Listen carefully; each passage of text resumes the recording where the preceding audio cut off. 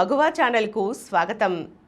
ఈరోజు మనం 27 ఏళ్ల సుదీర్ఘ కెరీర్కు వీడ్కోలు పలికిన సునీతా విలియమ్స్ గురించి తెలుసుకుందాం. భారతీయ అమెరికన్ వ్యోమగామి సునీతా విలియమ్స్ పదవీ విరమణ చేసినట్లు అంతరిక్ష సంస్థ నాసా ప్రకటించింది.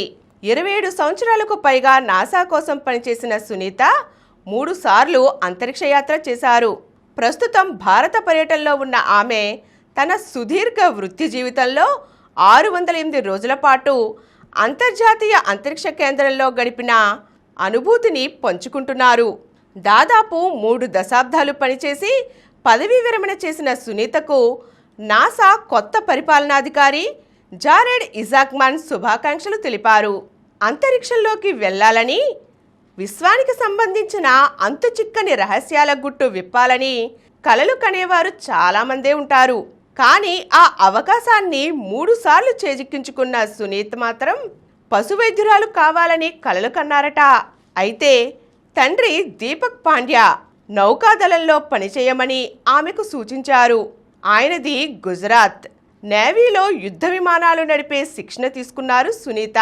వివిధ హోదాల్లో పనిచేసి అధికారులను మెప్పించారు. ఇదే నాసా ఆమెను వ్యోమగామిగా ఎంపిక చేయడానికి దోహదపడింది. 1998లో రోదసీ శిక్షణ తీసుకున్నారామె. 1998లో నాసాలో చేరిన సునీత అంతర్జాతీయ అంతరిక్ష కేంద్రం మిషన్లలో కీలక పాత్ర పోషించారు. నాసా చరిత్రలో అత్యంత విజయవంతమైన వ్యోమగాముల్లో ఒకరిగా పలు రికార్డులు నెలకొల్పారు. అత్యధిక కాలం అంతరిక్షంలో గడిపిన మహిళగా ఆమె రికార్డు సృష్టించారు. అలాగే రోదసీలో 7 సార్లు ఎక్కువ సమయం కూడా స్పేస్ వాక్ చేసిన మహిళ కూడా ఆమెనే. మన భారతీయ మూలాలు కలిగిన సునీతా విలియమ్స్ ఇలా అంతరిక్ష యానం చేసిన భారతీయ మూలాలున్న వ్యోమగామిగా, 2వ వ్యోమగామిగా చరిత్రలో నిలవడం మనందరికీ స్ఫూర్తిదాయకం.